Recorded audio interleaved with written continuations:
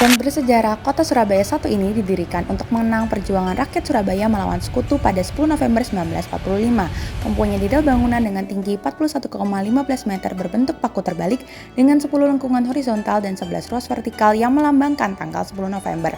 Di bawahnya terdapat Museum 10 November yang berisi artefak, dokumen, dan diorama pertempuran bersejarah yang dibangun oleh Soekarno. Dahulunya wilayah ini merupakan markas Jepang. Jadi, peristiwa proklamasi kemerdekaan Indonesia, sebenarnya Indonesia itu belum benar-benar merdeka. Salah satu peristiwa yang menunjukkan hal tersebut ialah peristiwa Utama Surabaya Bangkok Kumahaluas Pertamina. Hal ini terjadi disebabkan oleh adanya perbedaan pandangan antara pihak Indonesia dan pihak Inggris mengenai perpindahan atau penyerahan ke senjata Jepang. Hal itu juga adanya peristiwa pembunuhan Brigadir Jenderal Malah memicu kemarahan rakyat Surabaya dan juga rakyat Inggris. Hal ini yang menjadi pemicu utamanya pertempuran Surabaya. Akibat dari pertempuran ini, pastinya memakan ribuan korban.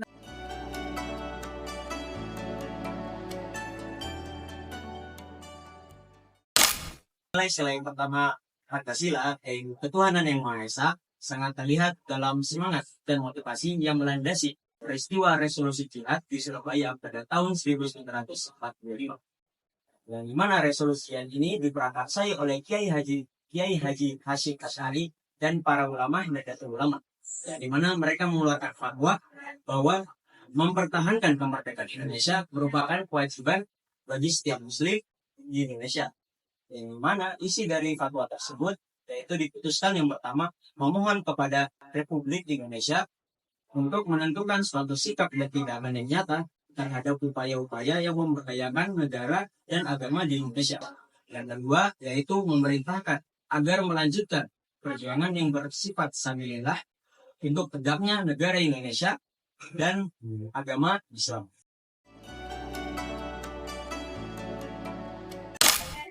Dapat kita lihat bahwa dari pertemuan ini rakyat Indonesia bersatu untuk mempertahankan kemerdekaan Indonesia dan rela berjuang jiwa dan raga untuk mempertahankan kemerdekaan Indonesia sesuai dengan nilai Pancasila, di mana untuk mempertahankan keadilan, terutama sila kedua yaitu kemanusiaan yang adil dan beradab.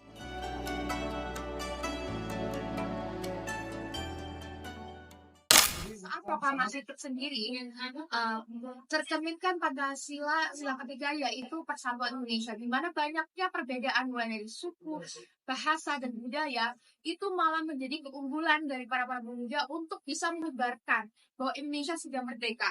Saat 1745 tidak sesuai dengan zaman modern sekarang yang gampang mendapat informasi. Mereka menyebarkannya melalui surat kabar maupun radio. Tetapi para sepuh seperti Jepang, Belanda, dan Inggris tidak terima akan kemerdekaan kita. Maka dari itu menyebarkannya melalui bahasa Jawa dan bahasa Madura agar para sepuh tidak mengetahui apa sebenarnya arti tersebut. Dan tersebut juga saat itu terjadi juga peristiwa perobekan bendera merah putih yang menunjukkan semangat para pemuda untuk bersatu melawan Belanda yang mengibarkan bendera Belanda di saat Indonesia sudah mengatakan kemerdekaan kepada Yamato saat 9 September.